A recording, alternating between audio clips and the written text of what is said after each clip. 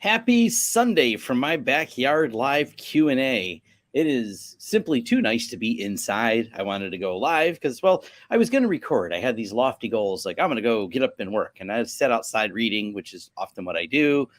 And I just couldn't bring myself to go back inside. So I'm outside for those wondering, and here to answer questions, talk about VPN and all that fun stuff. I will add some context for where outside I am, because why not? While people join, I will share screen, present. Where's my buttons for this? Share screen. And we'll go with that's probably it.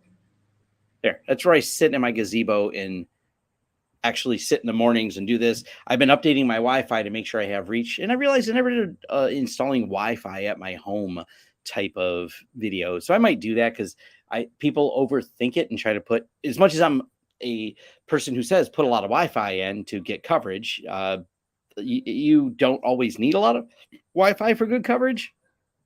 I don't know. I got to measure just how many feet away I am from my house, and the Wi-Fi is inside. I haven't even bothered installing an outdoor Wi-Fi, and well, I'm actually live streaming from a Wi-Fi in the house to my laptop all the way in my backyard. So that's something we're talking about.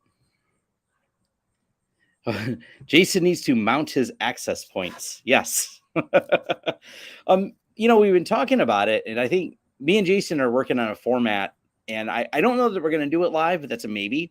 It will be Tom and Jason do free tech support, and I want to make it more like a mail-in where because people contact us a lot, but not everyone can afford necessarily hiring us for consulting.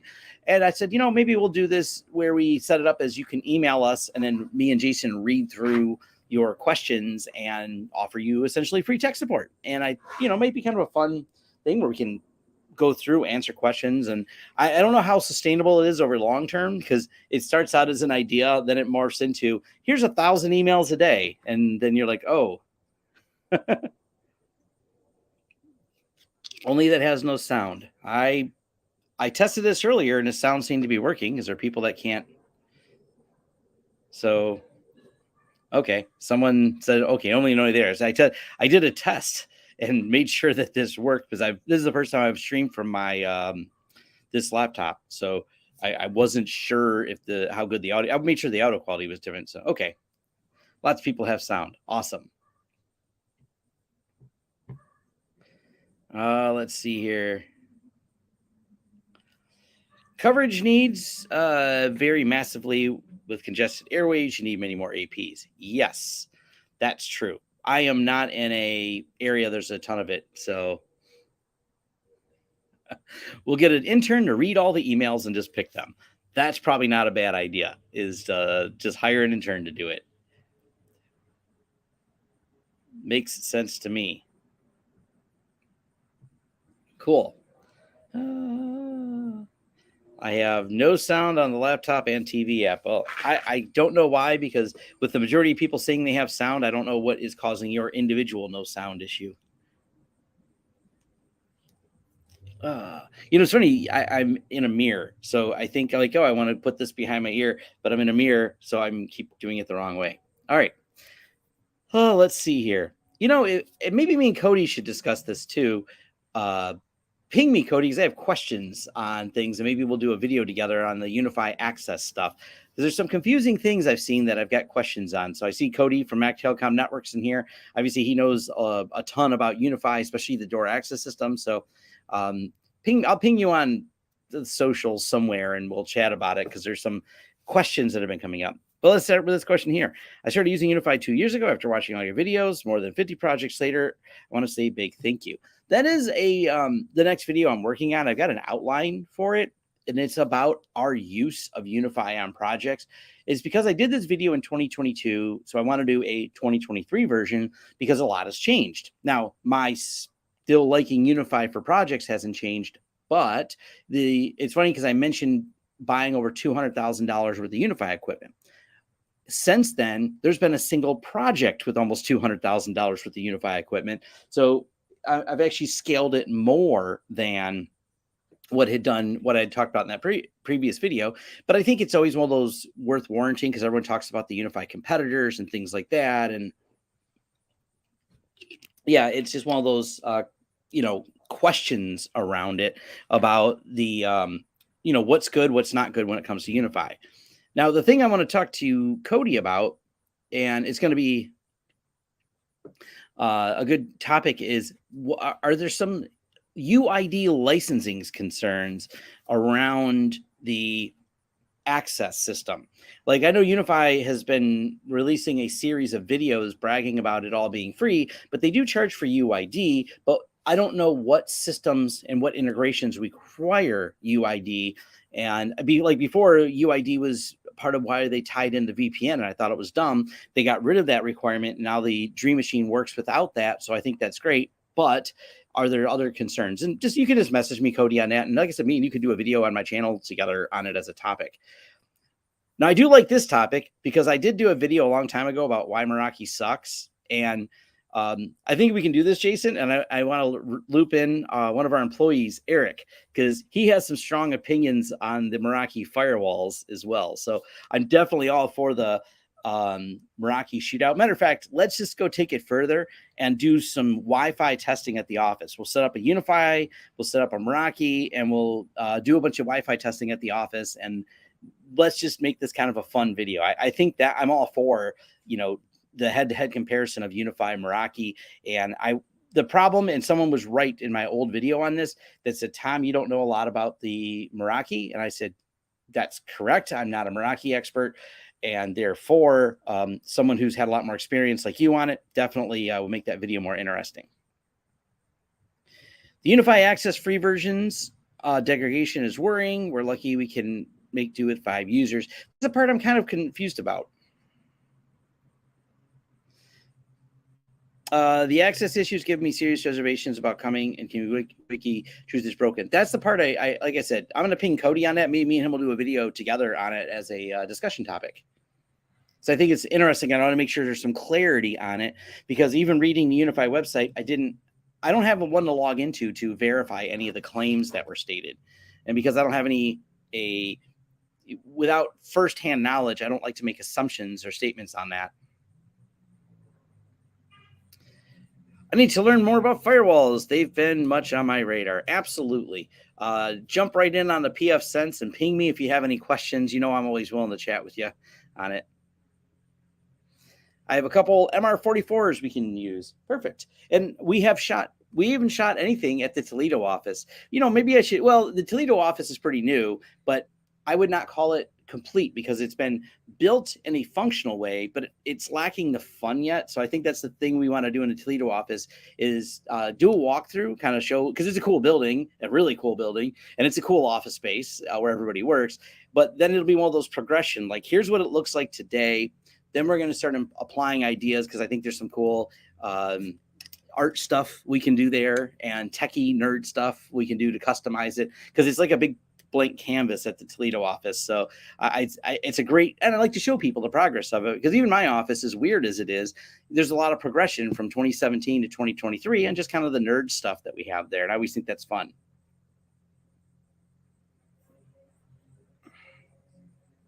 My job has been using mainline Cisco switches, been looking at Meraki, but very expensive, leaning closer to UniFi for a third the price. The licensing, it's not just the price of the Meraki equipment. You have equipment and then the licensing. And UniFi's been poking hard at all the other people, rightfully so, at their license lock-ins that are just kind of ridiculous. Like, they really push hard for extensive licensing, and I don't think so. It's just not a it's one of those things, like, especially when we work with school districts. We did a school district. It was almost a $250,000 project. The next closest bid, because they were rolling in a 5-year licensing on there, was like $450,000 to go with a Meraki system. And other people were doing Cisco, and they were all in that same price range. But to think for a school district in a rural area, to go from $250,000 to 450, and the big difference is licensing. And then people go, well, did it work? I mean, come on, Tom, you're talking about Meraki and they got the backing of Cisco. Aren't they awesome? And aren't they amazing? Well, the reality is they've had no problems with the UniFi. It's been working since we installed it, pushing a year. Well, it's not been a year, but we have we have a couple projects we did like 3 years ago that are working fine. This one's not quite that long, but it's it's been working for 9 months. So we're going to say it seems to have saved them $200,000 and it's 9 months into working. So I don't really, yeah, just stuff to think about. We'll love to see a video to get straight from the source. Maybe Ubiquity will get a hint. Well, we're not going to get it straight from the source. You're going to get it from someone like me and Cody. Straight from the source, they don't do that. Can we use Zabbix for log ingestion or Graylog is better? Well, Zabbix doesn't do log ingestion, so my answer is no, you can't use it for log ingestion because it's not a logging tool. Zabbix is a monitoring tool. It will give you statistics on the device, but it doesn't give you the logs. The logs are different than statistics. Statistics are things like how much bandwidth was this device using? Over time, maybe certain CPU usage on a device. Logging is this happened at this time. This service stopped. This thing stopped. So logging is different than service monitoring. We are able to remove all Cisco switches for UniFi. Support license is way too much, but extra switches in case of failure. Yeah, that was one of the arguments when we want to bid for a corporate company. Their argument was, well, the Meraki have next day warranty. I'm like, well, you can buy 2 UniFi for every 1 Meraki. The price is that much cheaper. So just keep a couple spares on stock and you solve the problem. They're like, oh yeah, we don't have to wait for overnight shipping. I was like, yeah, I mean, they'll overnight you a Meraki, but you also don't need to wait for overnight shipping. You could just keep it plugged in, keep it firmware up to date. And then if a switch goes bad, then you just swap it and life is good.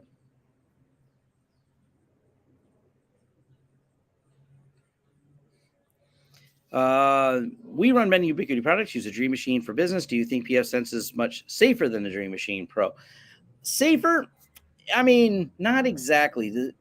The safety of it is a little bit fuzzier because Ubiquity seems to be on top of security updates. So they haven't given me any concern for security updates. They seem to be, they have a bug bounty program. They're very on top of it. So as long as you keep it up to date from a security standpoint, it's not security I've ever really argued about. It's always features. Does it have the features to meet your needs? Yes or no? That's the question that you're pushing for, not does it have the same level of security? High-end enterprise gear has been in a horrible direction, licensing for years. Yeah, gray market possessors for them. Yeah, HP likes to put things like their firmware behind paywalls. Did that include labor? Yes, it was about a $250,000 project, including labor. Of course, labor is a big factor in the project. There's no doubt. I'll do the breakdown of it. I have 4 schools, all UniFi. I've been running for 4 years with no issues. Hardware, yep. Will Zabbix write logs into Graylog? I mean, you could, but it's not going to grab the syslog and hand it to Graylog. You'll still have to take the device logs and send them to Graylog, but you could take your Zabbix logs and send them to Graylog as well.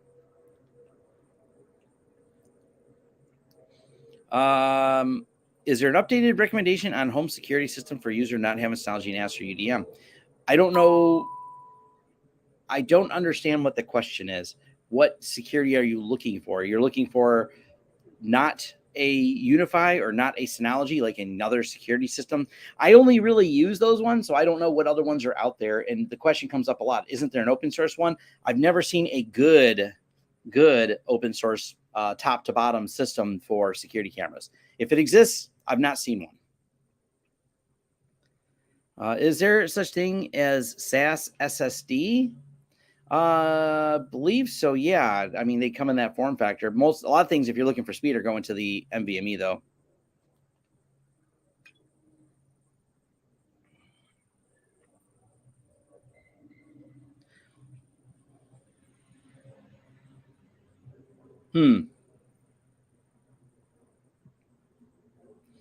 Can we use Amcrest cameras with VMs like Milestone or Marissa? I don't use those, so I don't know.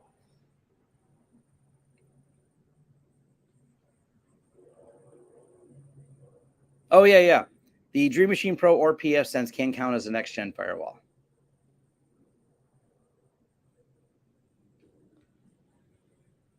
How many spares do you recommend for UniFi? Just one enough? Should one spare for every production? The failure rate is so low. I mean, I generally, how critical is that device? Is it going to take down the company? Definitely have a couple of them. If it's not like going to take down the company, it's going to annoy a few users for a couple hours. Maybe it just depends on how many you need. I mean, ideally, if your budget allows it, one extra of each switch would be great. But if you standardize in like everywhere, for example, we did a medical facility that has 20 48 port pro switches. So we have 2 spares there. That was enough for them in case one goes bad or 2 go bad. But, they're all the same switch. So they don't have to keep, it's a big facility. So they keep 2 in the IT room that are spare. It comes down to your risk tolerance. That's how many you need. I'm converting my Homelab to use ZFS. My PF Sense on ZFS. How many resilient is the mirror versus an extra drive? I have a PF Sense on ZFS mirror. How resilient is that mirror versus an extra drive? Oh, you're talking about Z1? I mean, it's 3 drives versus 2. I can't find a use case personally for having 3 drives in a PF Sense. A mirror sounds pretty good. I think you're fine with a mirror.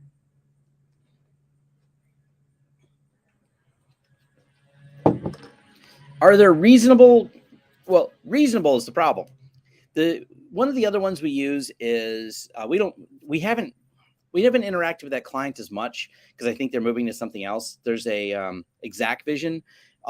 Reasonable comes down to what do you think that licensing is worth? I mean, if you have, I think that company is spending $5,000 a year in licensing. Is $5,000 a year in licensing reasonable? You can run this tool as a VM, but it's also got all these licensing fees attached to it. So that's one of the problems I have with most of the ones that run a VM is they all just, it's the licensing fees that are, especially for home users, they go, oh, that's kind of pricey. Yes. Now, Blue Iris seems to be popular. I tried it. I didn't like it. I thought the interface was convoluted, and it runs on Windows. So Blue Iris is a popular choice. It's certainly not my choice. So that's probably the only other one I can think of. Yeah, this is what it comes down to is does it meet the needs of the client? We are bidding on another project that requires more than Ubiquiti can offer. Therefore, we're not using Ubiquiti. Problem solved. They want a 100 gig network and a lot of features. We're looking at Arista for the bid. And there's times you use other things, but you start with the client needs. You don't just start with features because who cares if it has features? I mean, technically, I could buy a Freightliner truck and drive to work in it, but it seems to exceed my needs. You could say, but Tom, Freightliner is much better truck than your Dodge Ram. And I'm like, well, yes, it certainly is a vehicle that has more capabilities that I will never use. And this is how you have to look at the network gear of you don't buy the network gear based on the features you like, you build it on the features the client needs. If the client doesn't need those features, why buy it? Am I doing well after the merger? I'm doing better than well after the merger. The merger has gone really well. Any chance to update a video on setting reverse proxy, Let's Encrypt, or if there's a better method? I want to do a new one. I started notes on it. And I never finished them because it's going to be a long recording because I changed the way I do tutorials are a little bit more in depth now. But yes, definitely. I'd still recommend the same setup with HA proxy. So the setup hasn't changed, but the tutorial needs to make. I need a 2023 version. Yes.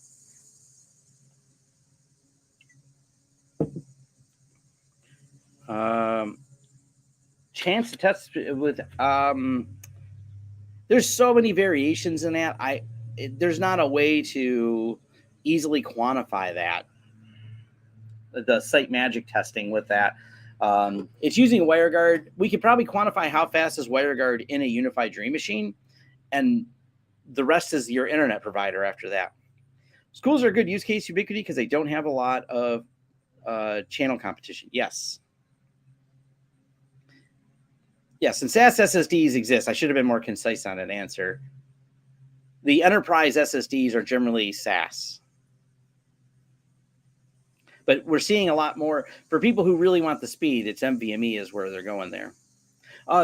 My friends at 45 Drive just released a really good video on that topic about enterprise versus non-enterprise and queue depth and all the questions that me and Jason, we were just talking about the other day about the performance that you get from different drives.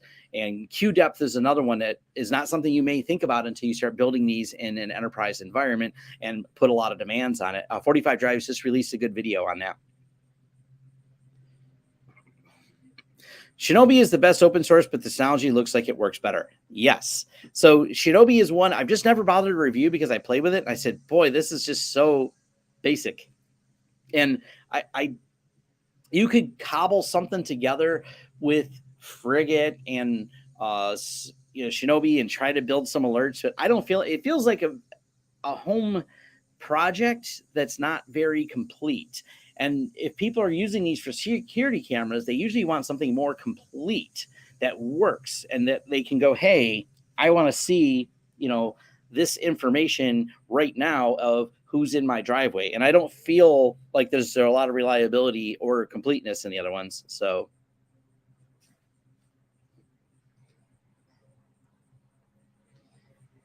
I stumbled upon a video of yours a couple of weeks ago about smart switches not being that smart. Can I use D-Link smart switch reliably with pfSense and a VLAN with no problem?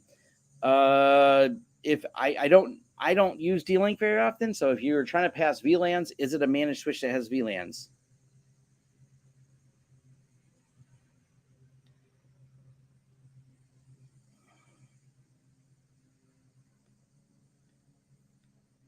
Do you guys have a free open source server monitoring? I use Uptime Kuma, but also want to track CPU RAM usage. Zabbix will track CPU and RAM usage, so that's probably a popular solution for that.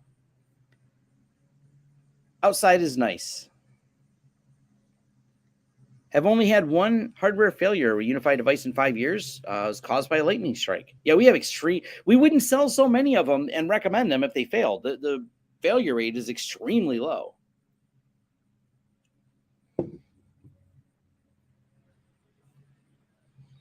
Check MK. I haven't used it, but Jason Slagle, president of CNWR, the company we merged with, he says it's pretty good. I haven't used it to tell you much directly about it, but I see a lot of people recommending Check MK for monitoring.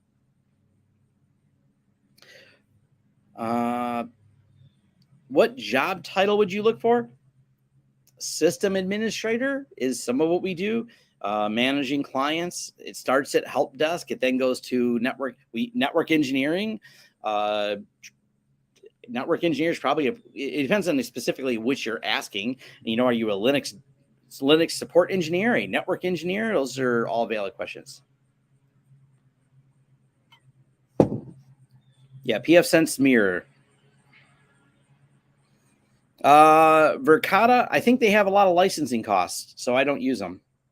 I don't know. I've never tested them. I don't plan to. I know they advertise a lot because I see ads constantly for them. And that's how it works. You get a good ad cycle going, and then you need more revenue, so you increase your licensing to get more ads going, and that's how you pay for them. I don't know much about them though. I just see ads for them. I remember looking, and their licensing was like Kohler Partner. I don't know what it costs. With Synology, you frame the DVA task, each task assigned to a specific camera. Then you can ask it to multiple cameras at the same time, still counting as one task. Nope, I covered that in my DVA video. It's one task per camera. Can UniFi access point be used as a client for a UniFi AP to connect to another Wi-Fi network as a hotel? No, it's not designed to do that. You could hack it to do that. So I'm not going to say it can't. I'm going to say that's not if you're using the UniFi software the way it works.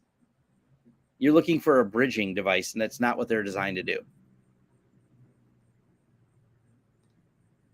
You think that Victor Metrics and Telegraph and Grafana is easier? Whichever. That comes down to opinion.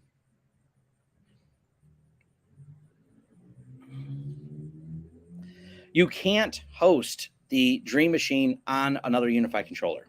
So you always have to, you have to, if you're using that, you're going to tie it to UniFi's cloud if you want cloud access.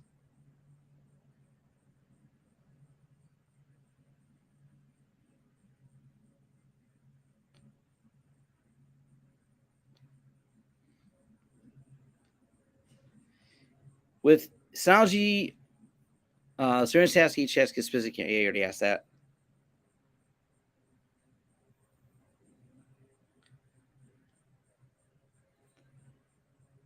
Nope. Layer 7 filtering is not a pfSense feature that works well at all. It's not that you can't, it just sucks. Do you plan to make a video on routing between UniFi switches? Not really. I don't. It's not a feature I recommend from UniFi. Their layer 3 routing kind of sucks, so it's nothing I like. To my knowledge, they do not have a local controller, and if I'm wrong about that, let me know. So no, I'm not going to do anything on GrandStream until they have a local controller and no license option. Because if not, why? I don't need more things with cloud lock-in.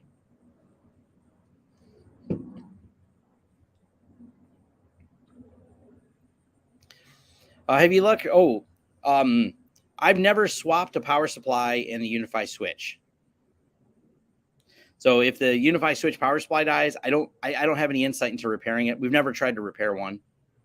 I used to do electronics repair years ago. I actually had an electronics repair store, so I'm pretty familiar with it. It just comes down to cost. The technicians that can do board level repair like that are expensive. And if I'm paying a technician a lot of money, it suddenly becomes not worth it because I'm paying the technician what I could buy another switch for. So that it's kind of just a labor problem.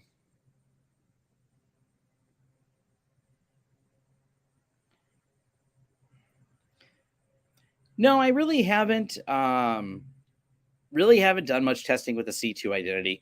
Kind of been low on my list because it's not something we use commercially, and I don't see our commercial use for it.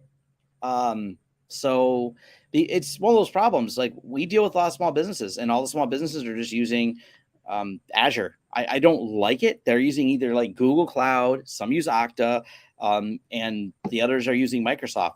It's hard to get into the identity space for compatibility reasons and support reasons that I don't like that. I would love if people had better solutions. I think I like that that the people at Synology are working towards that solution. So it's on my to-do list to play with it, but it's hard because I can't really, I'd like to sell it, but I'll run into a trouble supporting it.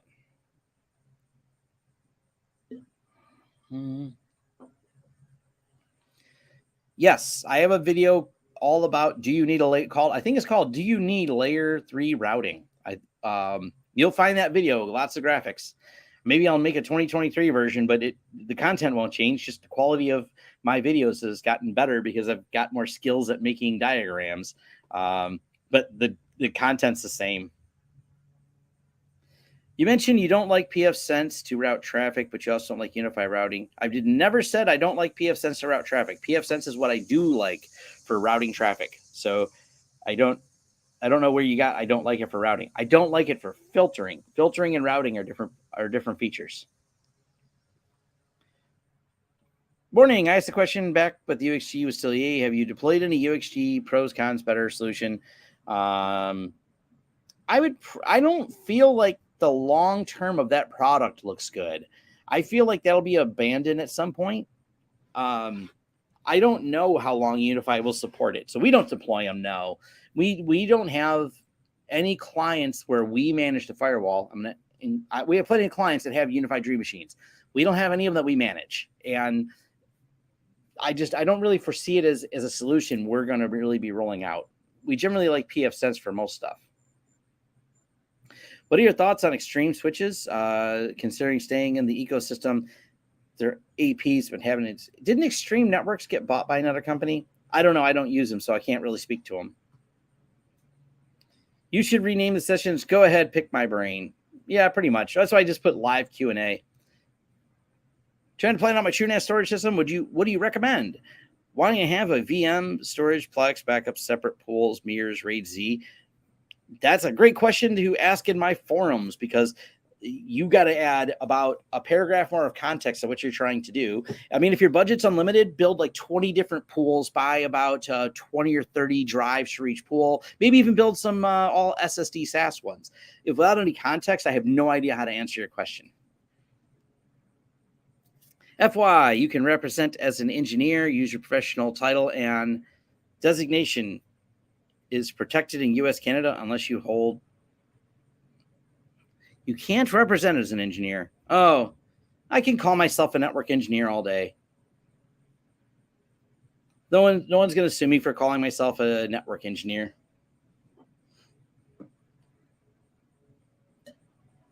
Splits, I see you outside. Yes. Question XCP&G and VLANs. Does your previous video still apply to the networking configuration in pfSense, UniFi, and Zen Orchestra? Probably, yes. I'm not sure which one you're referring to, but I still use VLANs with pfSense and Zen Orchestra.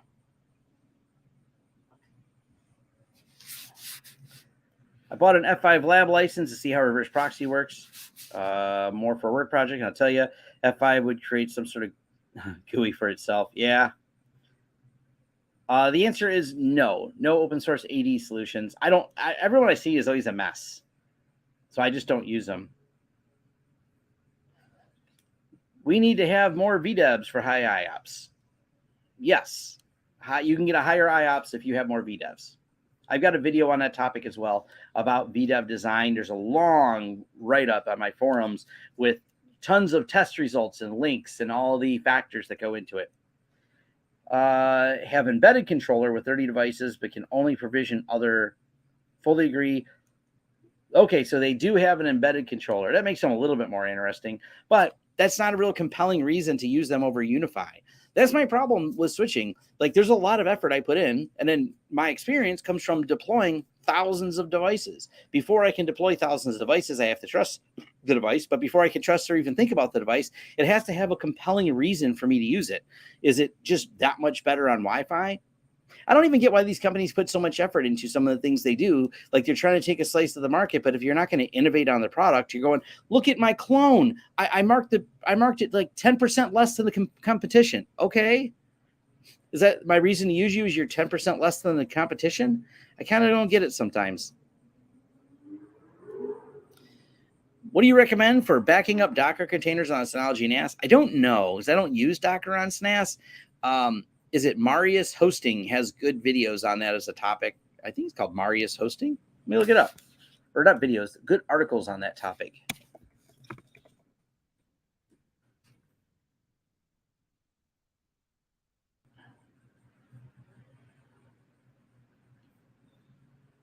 This person. Yeah, it is Marius Hosting.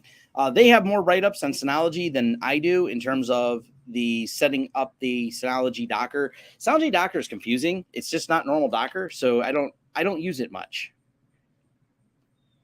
I just prefer to run normal Docker. I don't know why Synology had to be weird. Can confirm with the Gramsci info. Have you revisited Ramada recently? Changed opinion changed? No, my opinion hasn't changed on it. It's knockoff UniFi with less security. That's still the same opinion I have. I'm trying MSP 360 backup. Have an issue to get it connect to TrueNAS NFS share to a backup Mac OS devices. Yeah, no, I don't use. We're not backing up any Mac OS, so I have no thoughts on that because I've never tried backing up a Mac OS device. Due to limited circumstances, UniFi products in my country, what's your thoughts on TP-Link and Zyxel? Zyxel has a terrible security record. TP-Link has somehow a less terrible security record than Zyxel. I don't know if that makes them good, but I'm not going to say it makes them great. Is it okay using mesh routers behind pfSense and put them in wireless APs? You can use mesh. pfSense has nothing to do with it, but I use mesh as a last resort. Certainly not my first choice. How do you test your backups for your stacks? Support you store your clients. You run through restore scenarios. You rebuild the VM, the system. You restore and test. Untested backups are wishful thinking. pfSense routing often say things like, I wouldn't route traffic through the firewall. Yes, it's dumb to route storage through your firewall. It would be my most common example of quit routing storage through your firewall. That's the part that I say it's not good for. So you got to add context. I wouldn't route that traffic, and that you have to replace with storage traffic. That's an easy example. Don't route storage like NFS is an example, or SMB, storage traffic through your firewall. That's just not a good idea. That's a good rule, not just for pfSense. That's a good rule. It's not that it can't be done. It's that it's less ideal. And generally, when we see people with lots of problems, I do lots of consulting, and that's a problem we're into. Why are you routing your storage across your firewall? Someone told us this was a good idea. Well, that's why you've now hired me to make this good idea that someone else had that doesn't work into an idea that works, where we're going to remove and put storage on the same network. Building a separate storage network is ideal. Routing your storage through a firewall, not ideal. Maybe I should do a video called Storage Design, which is pretty much quit routing your storage. Have I set up Talk behind pfSense? No, I haven't used Talk at all. Can you containerize UniFi application? Well, while it can be containerized, it does not come containerized from the people at UniFi. Therefore, if you would like to do it yourself, yes, you can build Docker containers. No, I'm not doing a video on how to build Docker containers because that's outside the scope of what I cover on this channel. Is Cloudflare Tunnel better than HA Proxy? Not a fair comparison. One, HA Proxy is a self-hosted proxy. Cloudflare Tunnels is a proprietary system by Cloudflare that makes you dependent on Cloudflare to provide it. Doesn't mean it's bad. It's just you have to be aware their proprietary system and their terms of service that may change at any time are what you're going to be subjected to, versus if you use HA Proxy, you're using it under whatever your provider's terms and service are going to be. Matter of fact, specifically, Cloudflare has rules about what you can and cannot run over it. So you have to be very concerned about that. When do you concerned about DDoS your clients? Never. If there's some reason that client is potentially hosting something that could get DDoSed, you put something in place to help them with the DDoS protection. Pretty much small businesses, not an issue. Clients hosting services, that's just part of the cost of doing business, is having some way to mitigate DDoS. It's not really a concern for the small business clients. I even call them small business. We deal with some very large companies. They just aren't hosting services in a place where that's a problem.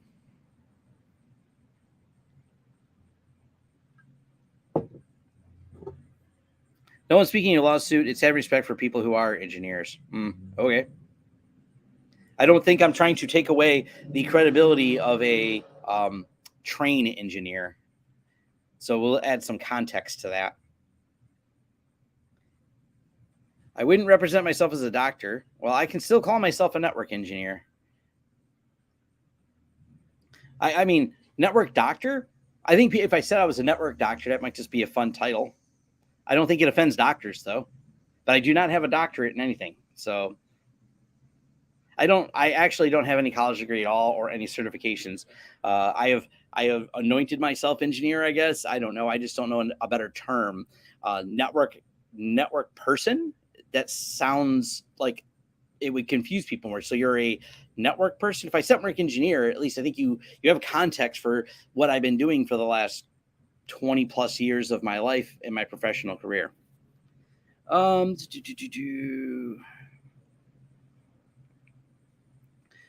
I streaming from the Mac now? Do you think you'll ever be going back to a Linux laptop? Yes, I'm streaming from a MacBook Air. Yes, I will go back to a Linux laptop as soon as I can find one that rivals the MacBook Air. I didn't buy this for myself. We bought this for a project we needed at the office. The project is over and the MacBook was just sitting there. So I chose it. Now, it suits my needs, but I still wouldn't go out of. Well, it's hard to say. I mean, I just don't care for the lock-in and proprietariness of Apple. And I know the new, framework laptops are coming out with some slim, good battery life laptops. My problem is the MacBook Air fits a niche that I think Apple's really smart about that PC makers seem to have a harder time figuring out. And that niche is, I don't care as much about fast CPU, not on my laptop. I need it fast enough to do a live stream and fast enough to run a web browser. And that doesn't require a ton of power. So many of these companies are like, hold on, let me put a really fast processor in here that will chew up your battery. And I need something with long battery, good keyboard, and good screen. Those are my three requirements. And I prefer it to run Linux. And most of them are kind of bulky, but I've seen the new framework ones look less bulky. And I think they have some that are more reasonable. So eventually I'll replace this with probably a framework, because this is just an M1. It's a nice laptop. It'll last me probably another year or two, but I just don't do anything intensive on it. I just type a lot. I run all the Wi-Fi in a separate VLAN because so many Wi-Fi IoT rates are terrible on security. You are completely right about that. IoT is junk on security. Follow up on UXG. I'm running UXG, and it doesn't feel long term. Threat protection end, turnkey, routing, VLAN, specific internet. Yeah, I just don't feel it's like a long term product. They're really pushing their dream machines. Tailscale or Cloudflare tunnels for remote access. Well, Tailscale is nice and private. Cloudflare, you're publicly exposing things. I am leaning towards not publicly exposing things.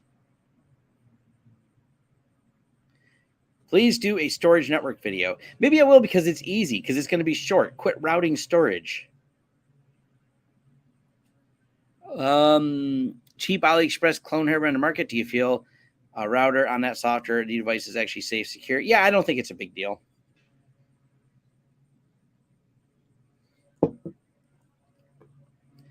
Untangle might be a good choice.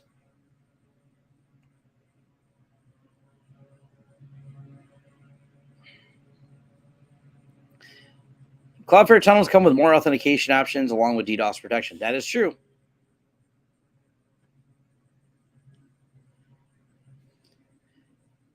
That is correct. You can route storage with real firewalls such as Palo Alto. You can route storage with a pfSense. It just, anytime you route storage, you are routing those, let's say, NFS connections. That can create problems. That's just, there's a reason, even in the enterprise environments where you'll see Palo Alto firewalls and really nice Arista switches and things like that, or even Palo Alto switches, you'll go, hey, look, this well-designed network does not have routed storage. And there's a reason for that.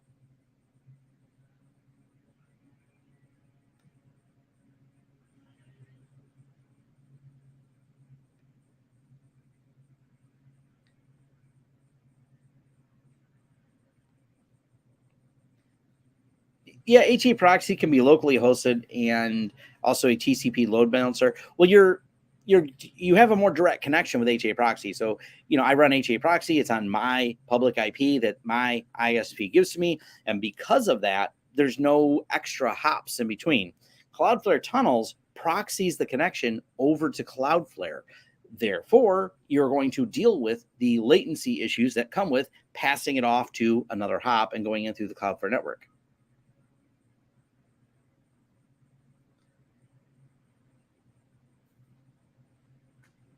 Always enjoy your videos. You are really hung up on the network engineer thing. I should call myself a network specialist, network guru, maybe.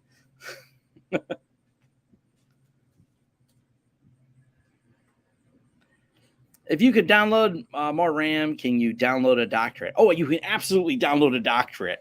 I'm sure I could grab a template. Hold on.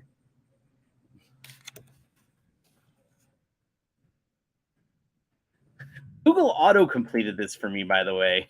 I'm just gonna throw this out there. I started typing, and Google auto completed the words doctor certificate template.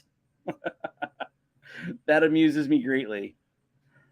Yeah, by the way, I'm not always impressed with people who actually do have. It's not that I think people with certs are bad, but I've certainly met, and many of you probably have too, people who have certifications that you just scratch your head and go, how'd they get that? Yeah, people seem hung up on the network engineer. It's a common phrase. It's like saying, give me a Kleenex instead of a tissue. I think it's just one of those type of phrases that's been, so branded. Now, I'm going to say doctor is not, saying that you have a doctor, but generally, if someone makes the statement, I'm a doctor, it's not of something outside of medical. Generally, people will assume or add that title when they're a medical doctor. There are other doctorates that people have that they may not be in the medical profession. So even that is usually more limited to, and even though technically you could say I'm a doctor of something non-medical, but it would be a less acceptable thing. So doctor almost has been generic in the vernacular, I guess. Generally in English, if you say you're a doctor, people are assuming you are a doctor of medicine.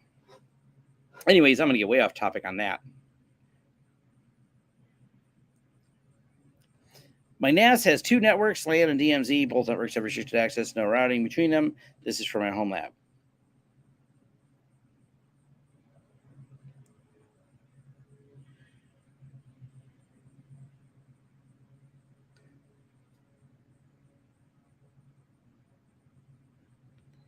Oh, let's see. I already have OpenSense. Instead of planning on using TP-Link EAP series, it's just dumb access point. Would that be okay last resort? Sure.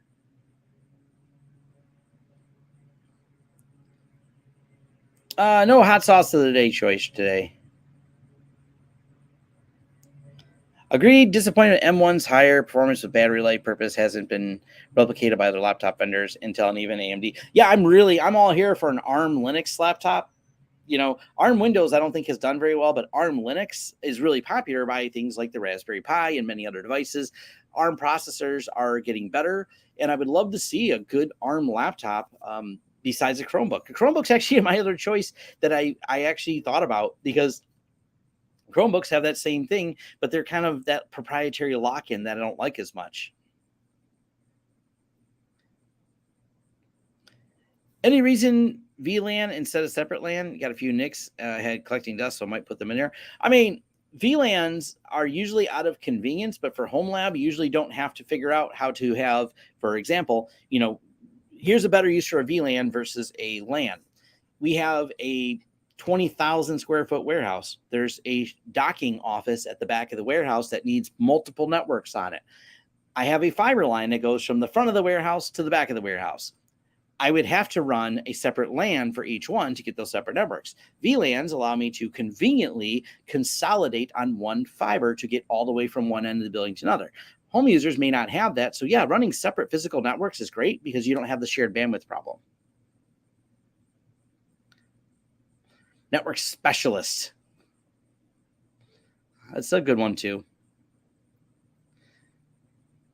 Hey, Tom, in your experience, does TrueNAS work well with VMware? It works awesome with VMware. I would say that. If you're not using VMware yourself, maybe you thought, we do consult. So a lot of the commercial installs, because we're a reseller for IX Systems, and a lot of the commercial installs we do are VMware with TrueNAS. That is like a peanut butter and jelly going out there in the enterprise world. Definitely work well together. I'm a lead systems engineer, so I'm responsible for infrastructure, data center, hardware, right down to VMware. OS is different, teams depending. Yeah. You mentioned the benefits of VPN for protecting services. I got to move. I'm going to lean back in the chair. It's easier to read these if I hold the laptop. You mentioned a lot of benefits of using VPN protecting other servers behind it. How are they like vulnerabilities in the actual VPN server? How likely are vulnerabilities in the actual VPN server? So because WireGuard and OpenVPN, pretty common, very standardized VPN services that are well vetted, well used, and I think will hold up well. Fortinet is an example of garbage VPN software writing because they go, hold on, we have an idea to make this better, and in better, a lot of spaghetti code that keeps getting pwned, that keeps them in the news. So if you're using a Fortinet and their weird VPN, there's some problems. If you're using a system, pfSense is an example, but plenty of others out there that are using OpenVPN and WireGuard, I'm less worried. I'm much more worried about companies that have invented new ways of doing VPN to make your life easier and easier to hack at the same time. So it's always with exception.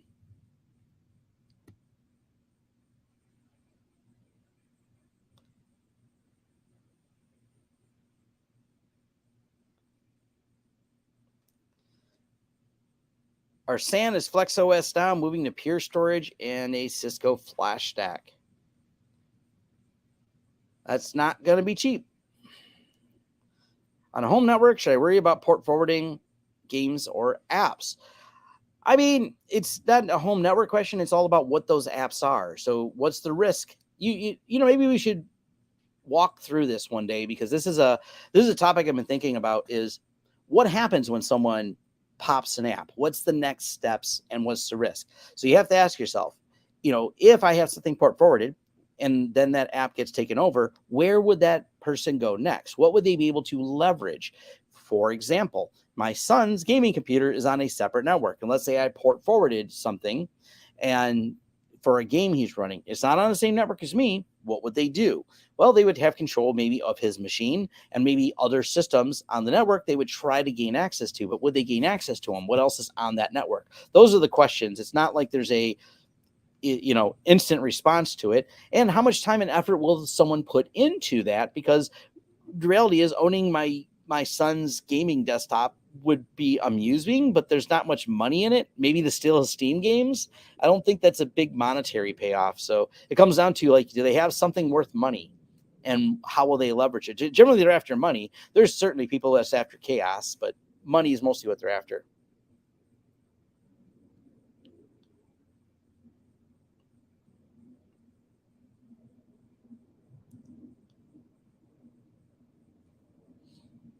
Hey, awesome. Hey, Andrew from Build Health International here.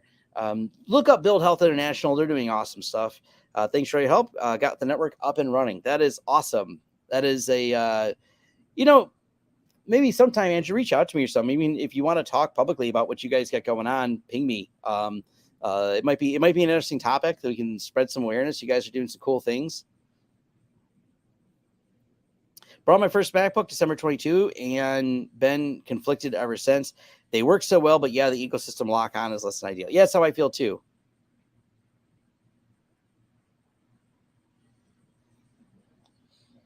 I love the recent and more frequent videos. I didn't know I wasn't subbed. It's a pleasure to chat and the community here. Yeah, I'm trying to curate a good community of people interested in Homelab and networking and all that fun stuff.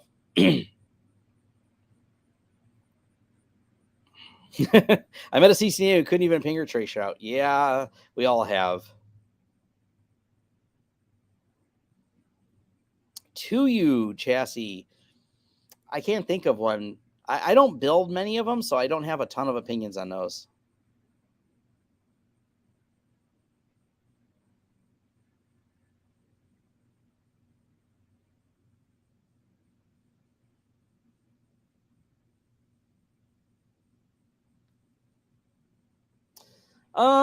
We haven't done a whole lot with honeypots, but that's probably going to change. We actually have through Blue Mara some honeypot stuff going on, but nothing extensive. But I want to get a little more into that.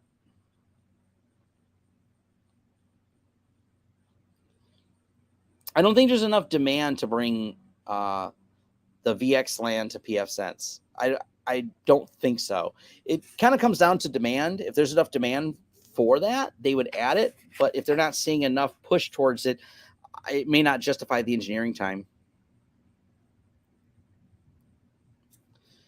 What sort of extra risk involved with using Tailscale, similar mesh orchestration versus a traditional VPN? I have a whole video on the overlay networks. The only extra risk is the controller, because it can add new nodes. So if someone were to get into your Tailscale account, they can add more nodes to your Tailscale. That's about it. It's really much lower risk than a VPN for the most part. ARM is great. Just need more OS support similar to x86. I would say OS support in Linux world for ARM is awesome.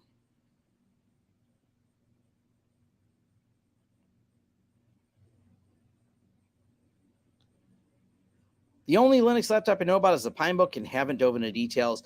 Yeah, I mean, the Pinebook is kind of cool. That's ARM, I believe. Yeah, it's ARM based. I'm almost positive, but it's not that fast. So, but I think we're getting there. Right? Like the path has been set. It just might take, and hopefully by the time this is obsolete, I'll be right back. I'll be in an ARM Linux laptop that works just as well, because I've been streaming for an hour. Now this would actually kill the battery on my i7 laptop that I was using. This would just, I'd watch the battery rip through after an hour and go, yeah, look, it's killed like a lot of the battery. This system, we've burned through 10% of the battery in an hour. 10% of the battery in an hour. And I'm like, I got all these tabs open and everything else. I'm watching emails in the background go. Like, it's doing a lot of stuff besides live streaming. I mean, that's just 10% in an hour. I just want to repeat that. That's awesome. I started with a managed switch, split up to VLANs on the switch, used physical LANs before I got VLANs working as intended. VLANs are a learning curve if you've never used them before. I learned a lot from your videos. We have a Netgate 7100 and 6100 with which site-to-site VPN is running the least overhead. I'm going to say definitely WireGuard is your easy. We've been using WireGuard for a while. I probably need to do an updated video on it, but WireGuard for site to site just works wonderful in pfSense.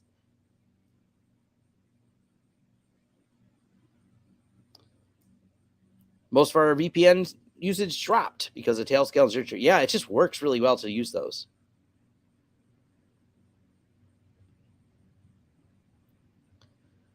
OpenVPN on pfSense versus OpenVPN server behind pfSense via port forwarding. Oh, on pfSense. Why would I use? I mean, unless you have some special use case, I would definitely run it on a pfSense.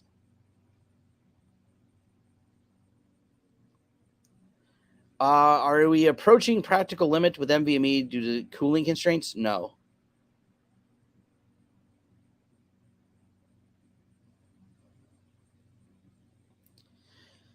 Latest CPU vulnerabilities are keeping us busy of our virtual environments. How about you? Yeah, I mean, we keep them up to date to mitigate those. It is what it is. They suck, but they're a problem. Patching is a solution. Oh yeah, I see. I didn't watch the video. That is NAS compares. He's a friend of mine. I didn't watch his video on it, but I think it's cool. I don't use GPU pass-through, so I'm not likely to do a video on it.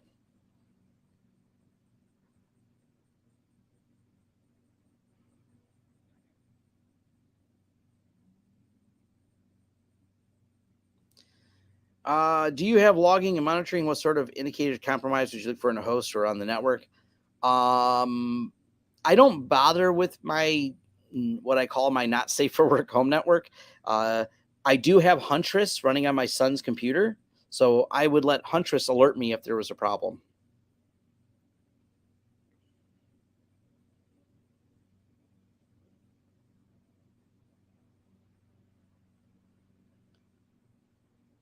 Have you tried Nix? Apparently, it works well with Mac OS, restoring configurations. I don't think it works on the ARM-based ones.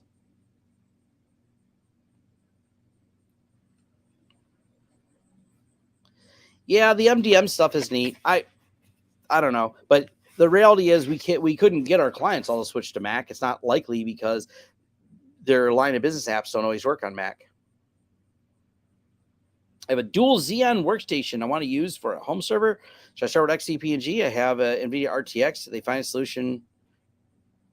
I don't know what the solution you're looking for is. I don't use video pass-through.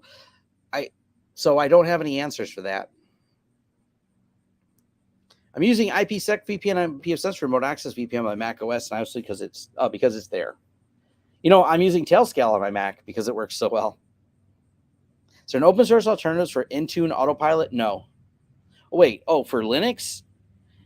Well, we never deploy Linux to end users. Linux is pretty much exclusively servers, but you have Chef, Ansible, Puppet are all, better than Intune in every way for deployments.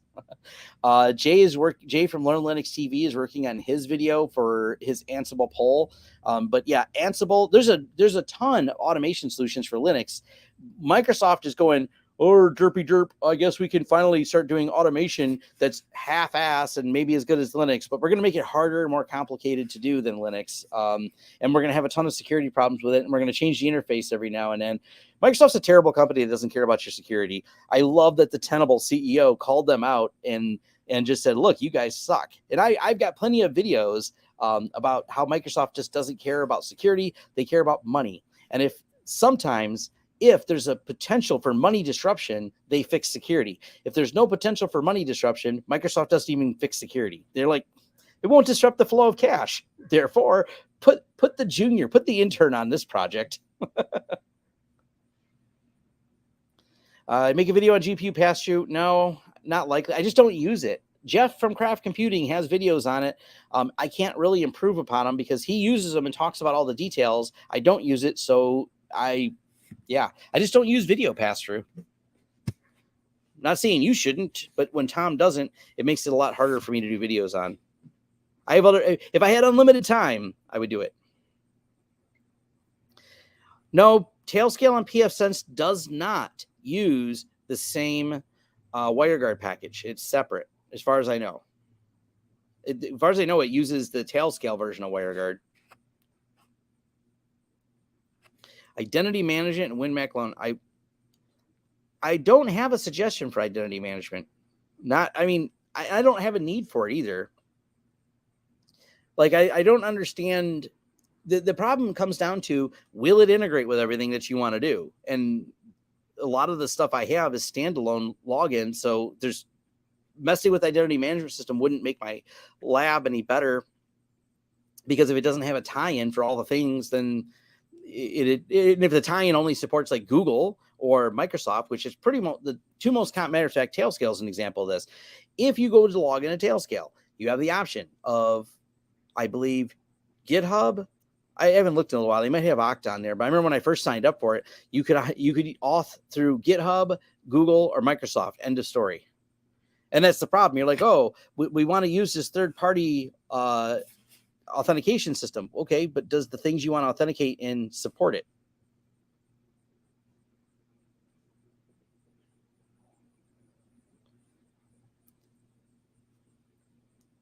A follow-up to pass-through question. I haven't XO yet, but tried out. How good is pass-through for devices like storage controllers, ETH adapters? I just don't use it, so I don't know. I still have a Tesla. It's still my daily driver. And for those curious, I thought I'd do videos on it, and I realized everyone's doing videos on Tesla. So my opinion is just doesn't matter much. But one thing I will talk about, for anyone wondering, 66,000 miles on my Tesla as of today. 66,345 miles. So I still have my Tesla. It still has a lot of miles. It works well. I haven't had any problems with it, so I still like my Tesla.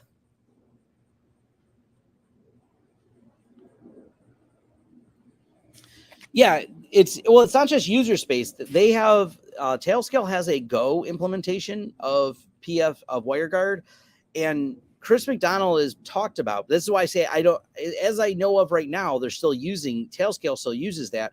But Chris McDonald mentioned that at some point in the future, maybe they would use the kernel driver in pfSense. But to my knowledge, right now they're not, unless someone rewrote it and I didn't know it. Is anybody who can compete with Microsoft products and services? What hurt their profit flows? There's not really anyone that can compete with them. That's the biggest problem. They're a monopoly captured through regulatory capture. And because Microsoft works that way, that's why they don't have to care about security, because you can raise your arm and angrily say, Microsoft, you did a bad job on this. And Microsoft would go, okay, go ahead and use our competitor. It's a cable company joke from that. I love South Park's episode on this, oh, what are you going to do? Switch to another cable provider? And, the cable providers and internet providers here are frequently the same problem, where they've captured a market. And my friend worked, and before he quit, he worked at Comcast at a high level. And we used to talk about how terrible of a company were. He hated working there because he hated how terrible they were. He's like, yeah, he goes, he'd worked in management, and he says they simply just raised prices and gave him less technicians on each of his service areas where there was no competition. He always had less resources to fix things, because like the Comcast people would jokingly say internally, never put it in writing, as they were, it was always the inside joke. Well, yeah, they can't switch to another provider. It was a couple places in the southern areas of the United States where Comcast had exclusive rights. So they had one half the technicians that he had back. I met him when he worked in the Detroit area where I'm at. We have competition here, so there's a lot of technicians, and they try to be very friendly. But if you go to an area where they don't have competition, Comcast, they're like, here's 2 technicians for this service area. We'll fix your stuff in a week, but I need it sooner. Well, yeah, you're not going to switch to another provider, so we'll fix it when we get to it. And Microsoft kind of has that same attitude.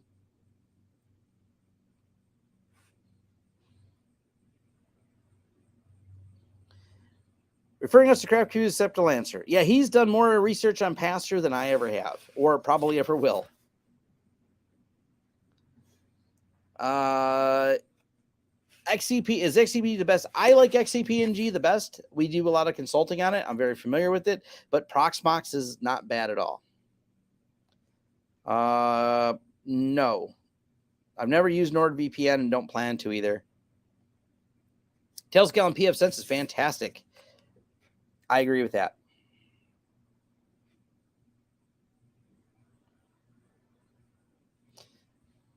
I don't really deal much with virtual desktop infrastructure. Citrix, I think, is king of that, not even XCP-ng.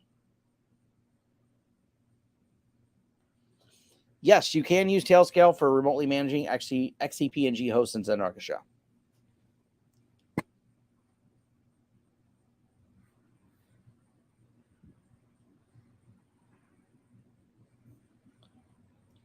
Just want to say thanks for your video on Cloudflare Zero Trust. It has been perfect solution for me and the headache of faffing about with traffic with HA proxy networking illiterate. Yeah, I think it's a good solution for a lot of people. I just make sure as long as you're always aware, so I was always clear in these videos, and I say things like, hey, you have to trust Cloudflare with this. And as long as you do, you're fine. I mean, absolutely. When you have to run a Windows server, whenever possible, make it a Windows Server Core. Most updates and reboots are due to the GUI updates. Yeah. Place all our Windows AD servers. Nostalgia works great for small business. What's the longest home stay network journey you have completed in your Tesla? I drove through the Tennessee mountains. So that is 10 hours, 15 hours. I don't know. I haven't gone cross country in my Tesla, but I did drive down to the Tennessee mountains. And if you measure from Detroit to here, I think that's a 10-hour drive, 10 or 11 where I went. I don't remember. You can go to their site. They'll tell you how many charging stops. What VoIP provider do you recommend? We resell. OIT is the company we partnered with. It's my friend Ray's company. We partnered with them. We got rid of free PBX because it was just a support headache. So pretty much we've settled on OIT is what we resell. For good introduction to DNS firewalls, I don't use NextDNS or Control ID, so I don't really know. Thanks for your video about Xenoboard. Any good idea for supply for 5 HDs, ATX, PSU, big handy? I buy a lot of stuff from Amazon. I don't have suggestions for where to buy it cheaper unless you have a commercial account with like Ingram Micro, but that usually means you're buying things in mass bulk quantity. Does load balancing Cloudflare, for example, route traffic through Cloudflare or just repoint the DNS? So I guess it depends. Also, the load balancer is usually going to be on Cloudflare. They're going to proxy your connection, and they're going to load balance on their side, not yours. But I guess it depends on how you configure and how you set it up.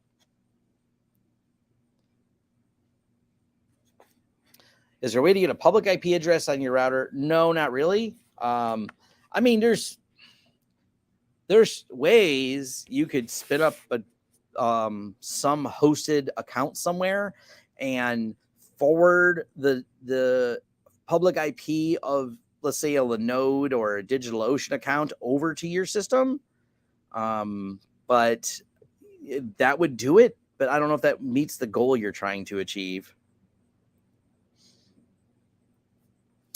Is Asterisk VoIP still a thing? Asterisk is still the underlying piece of free PBX. So yes. Is PFSense using kernel module for WireGuard? Is WireGuard in the 14 kernel now? As far as I know, it's in the 14 kernel. We can Google that real quick. So we'll look up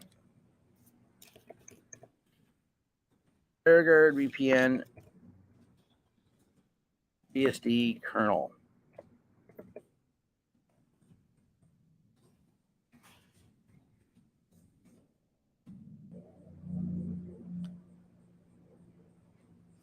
Let's see. Yeah. So it's been in the kernel for a while. It looks like it's 2022 is when it got added. So it's in there.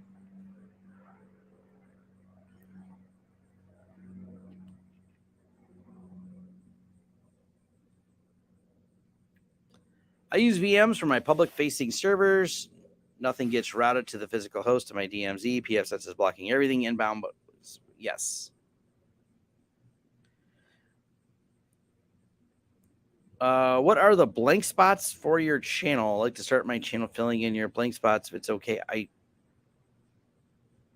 I don't know. Maybe this Mikrotik, Smart, or TP-Link Jetstream. I don't know. I don't really have a lot of experience with either one of those. There's no reason not to cover the same things I cover. I won't lie. They're covered by other channels because they're popular, and I can't even possibly cover all the topics. I mean, I don't bother, like people asking about the forwarding or pass through. I don't bother doing it. I only really cover things I use. So you could possibly cover it. Jeff covered it, and people are still asking me. Jeff has an extensive amount of videos on craft computing about pass through. Matter of fact, Jeff has a weird problem. Jeff has a weird problem of, and he's talked about this. When Jeff tries to figure something out or sort out a problem with PCI pass through, and he looks up the problem, he's the solution. And he says, no, I'm trying to solve a problem that I don't know. And it's become to the point where Jeff has become the solution, so much so, and posted in so many forums that he keeps finding himself. And he's like, no, I know I need an answer to this. So there's always room for more. If you have something to add, feel free.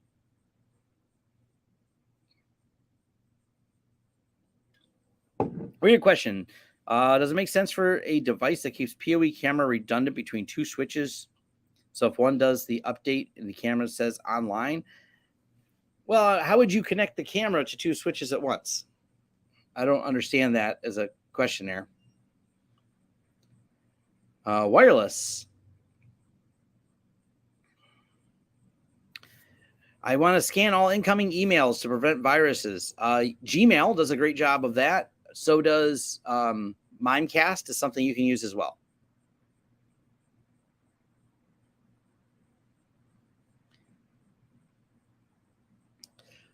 I don't think a PoE connected via pigtail to mirrored ports would. I don't know how that would work. You'd end up with a power. You'd end up with a weird power. That's a science experiment. That's not something I think I'd ever use in production. On the Xeon board, I meant the need for external power when you run HDs, or is there any elegant solution? Oh, there's no elegant solution. I had a ATX power supply. So we had to forward external IPs through double NAT router setup. I have a DMZ, PFSense, PNZ, ISP router. I mean, there's ways to do it. I mean, you could bridge things out. It's just a pain. There's no one-click, simple, easy way, and you have to go have some hosted, like I said, hosted in some cloud space, your public IP, and then you would forward the traffic from that down to your PFSense through some type of VPN and bridge them together.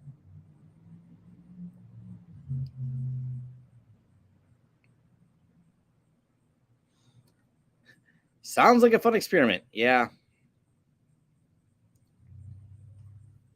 Yeah, I mean, I wonder if someone's ever built something like that. The reality is we install a absolute ton of cameras, like a lot of cameras. And with that being said, I haven't really found I haven't really found anyone asking us for that, going, hey, you need to update a switch, but it's going to take things down for a minute. And no one's ever said, oh boy, here, let me share this tab instead here. Like, even right now, I was just at the office the other day. This just got delivered. Those are all more cameras at the office. So we have another big project. There's more on the floor too. We have all these large scale projects of cameras going in, but of all the ones we've done, no one's ever I can't have these cameras even go off for 30 seconds for an update. No one's ever had that request. We just schedule the maintenance time and life happens.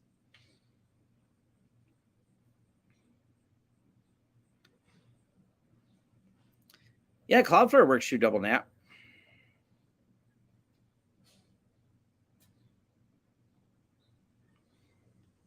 Yeah, these are just 35 more cameras. I am working on a getting started with Synology video. So I'll probably do it with the pile of cameras that we have right now.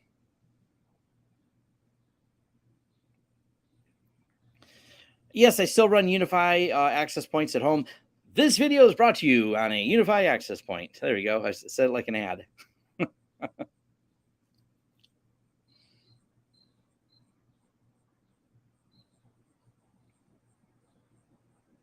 For Synology, what model do you recommend? For also offsite backup redundant, which is better? Synology snapshot replication or Synology share sync? I don't have a lot of experience with the Drive share sync. I want to play with it. It's been on my to-do list to goof with it some because it's got some definitely things. Yes. Beetlejuice, and Craft Computing has appeared, which I think Jeff already knows this, that they're making a new Beetlejuice, which I'm here for that. So, but Synology snapshot replication should work well offsite. And as far as model, use their NVR selector because the model question isn't a me question; it's a your use case question. Back to the Craft Computing, I have referred more people to Jeff at Craft Computing for the ultimate guide on passing through all the things, because Jeff has done more research than any other human I'm aware of when it comes to that as a topic. Jeff's the official. I mean, Jeff has a Hyper-V pass-through video. Think about that. So if you feel compelled to use Hyper-V and want to use pass-through, I can only name one other person who's done the work and explains how to game on multiple systems, and that would be Jeff from Craft Computing.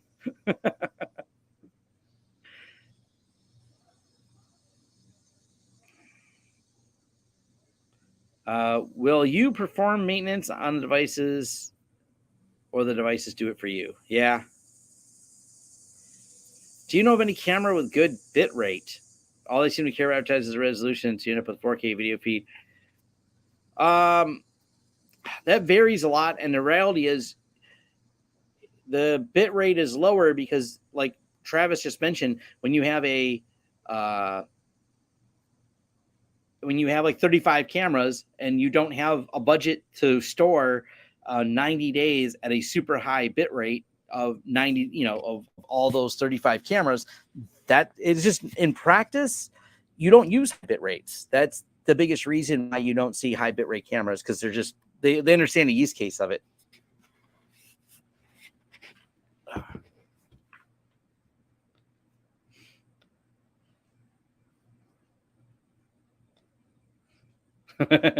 Yes, you're the Hyper-V guy now, Jeff. Sorry. We threw you under the Hyper-V bus. I'm currently using Microsoft Teams phone system. Not happy with it. My office, because you recommend small office 5. Call us. We are a phone provider, so you can call us. OIT is what we use. There's other ones out there. 3CX is popular. They were really popular over their latest security blunder, which was just stupid.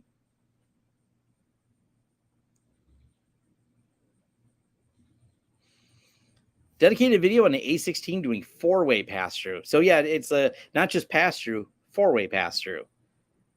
I watched Jeff's videos on it because I found it interesting. I was curious because so many of you ask about it and I don't use it.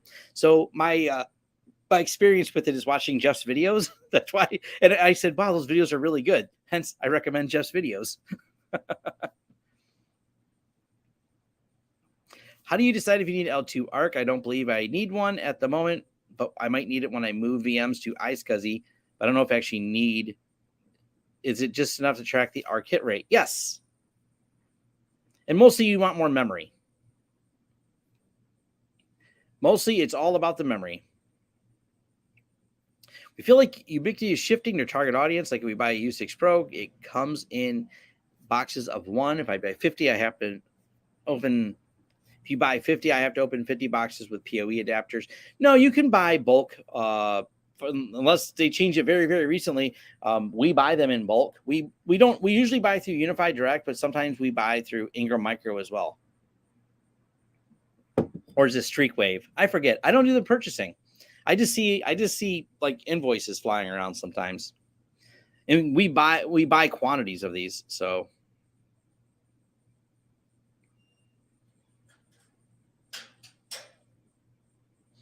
I don't know if you heard that. That's things falling on the roof of my gazebo here. It's a metal roof. Oh, see around my backyard if you want. I don't like grass. That's all mulch because I don't want to do grass.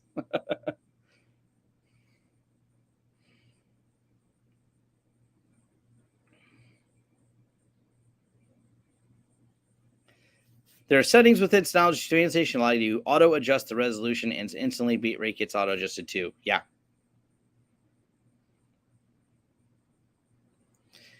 You heard the stuff hit the roof. I think it's there's.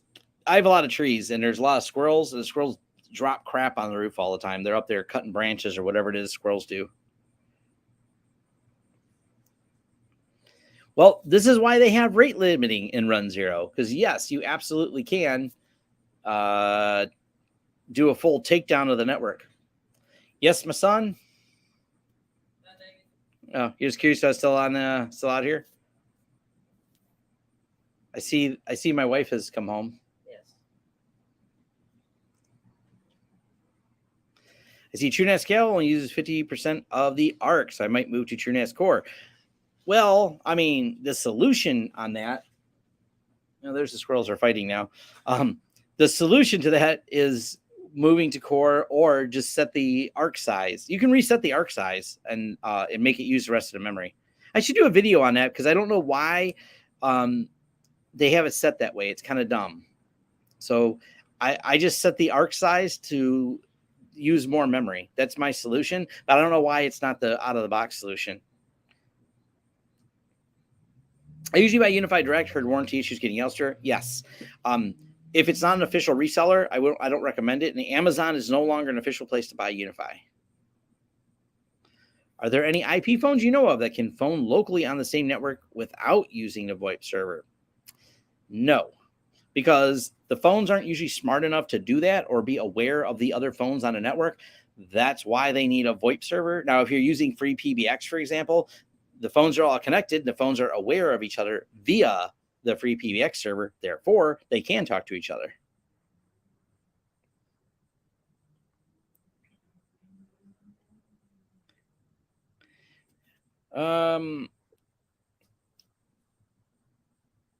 I follow Christian McDonald's video on that as a topic. So yes, it is a manual setup in pfSense, and yes, that's just how pfSense works. Matter of fact, that's how most firewalls should work, and most enterprise firewalls work, is deny, and then you have to go through and set the rules to allow traffic to pass. Are you going to experiment with cloud provider services like AWS? I don't use them, so no, I don't like cloud. We have clients using it, but it's nothing that interests me.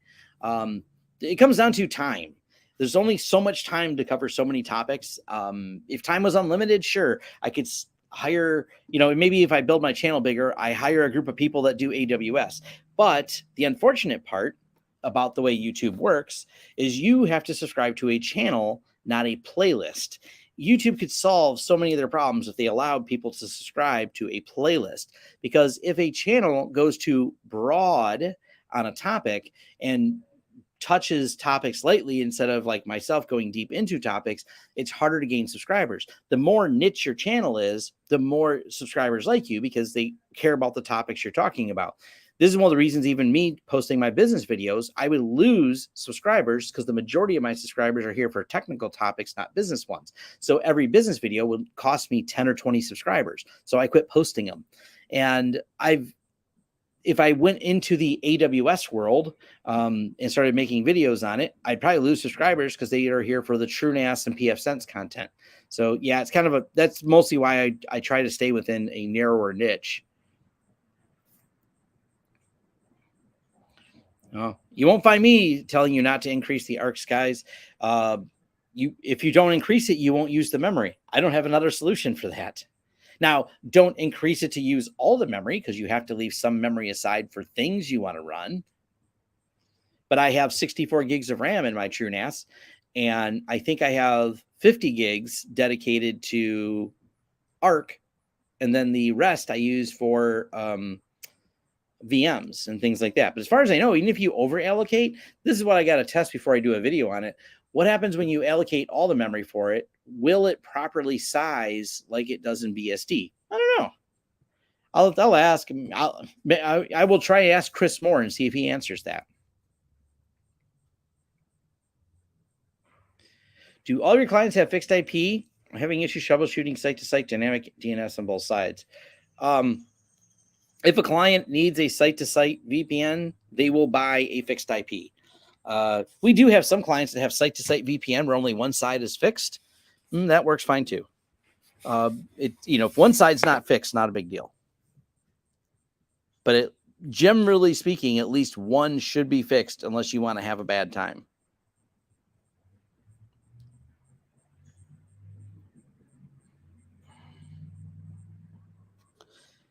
Cloud is a made up term. It means paying. So the cloud is a rental service, and that's the problem. The renter, the landlord of the servers, will simply keep increasing price despite cloud prices going down and services going down. The price for cloud always gets bigger. And this is why we see people moving away from the cloud.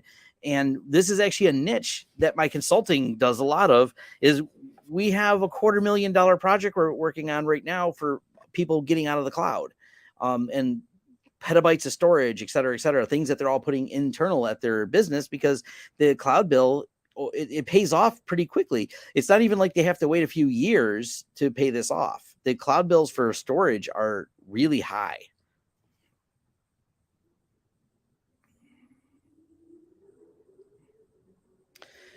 Your TrueNet skill, when you use standard apps instead of TrueCharts ones, do you have security concerns about TrueCharts? Yes. Quality concerns and security concerns. It depends on who manages and updates the app, but the apps have been kind of hit and miss. So they're just kind of messy. Some work, some don't. And I don't have time to validate them, so I've not bothered endorsing any of the TrueCharts stuff. I don't dislike it. They got some apps on there that are okay, but for the most part, it's just, yeah. Use it if you want. I wouldn't use it in production. They're probably fine for Homelab. Love your channel. Recently upgraded to 2 gig internet connection. I have to upgrade my WAN NIC pfSense, so SFP or similar leverage the speed. It depends on how it's handed off to you from your provider. So you don't have to get a SFP, but if it's handed to you and you need something, you would need like SFP plus. So the handoff can be, it's kind of dependent on how your ISP presents it to you. Can you use local DNS to use domain names instead of IP address for local services? Do I need a reverse proxy?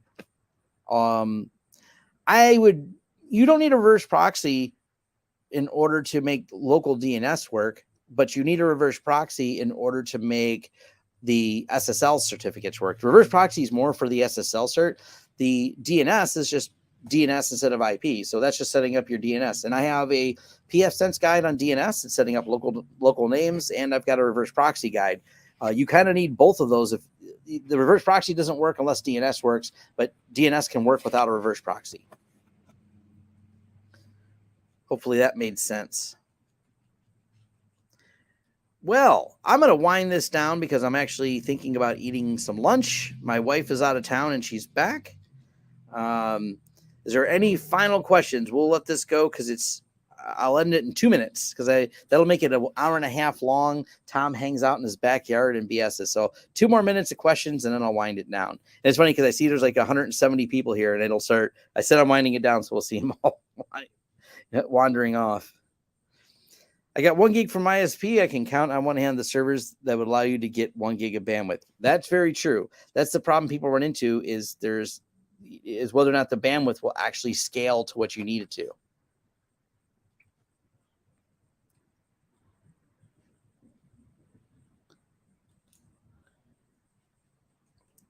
DMARC RUA reports. How do you get the center email address? I don't understand your question.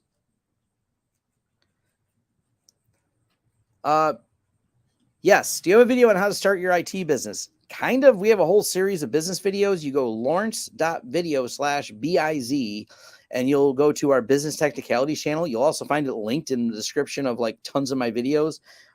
We talk about running an IT business there.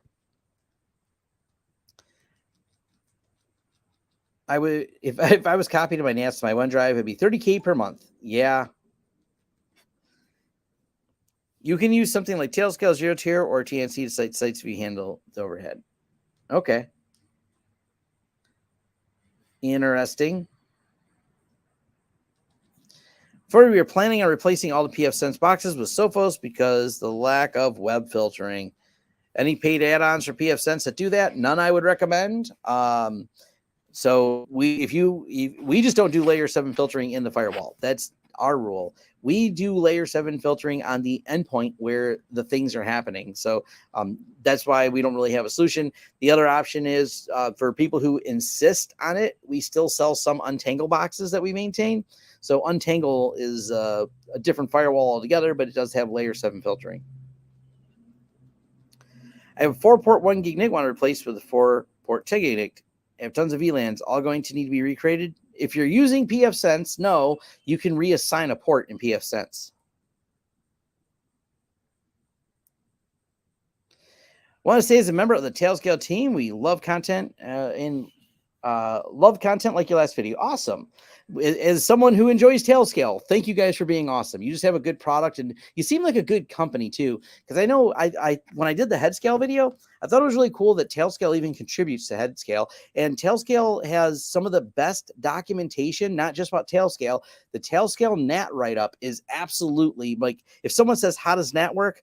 I'm like, you have to read this article. This is the best description of NAT I've ever seen, like in all the little details of NAT. So definitely awesome. The Untangle UI is bad. It is different. Bad is a bad compared to other interfaces. Maybe, I don't know. It's definitely a challenge. The layer 8 is the hardest part to work with. Like the layer 8 networking, absolutely. The user, whew, yeah. That layer 8, man. That's what all networking. It's all computer words. That's the hardest part about computers, is all the people touching them. So that's where it all gets really challenging.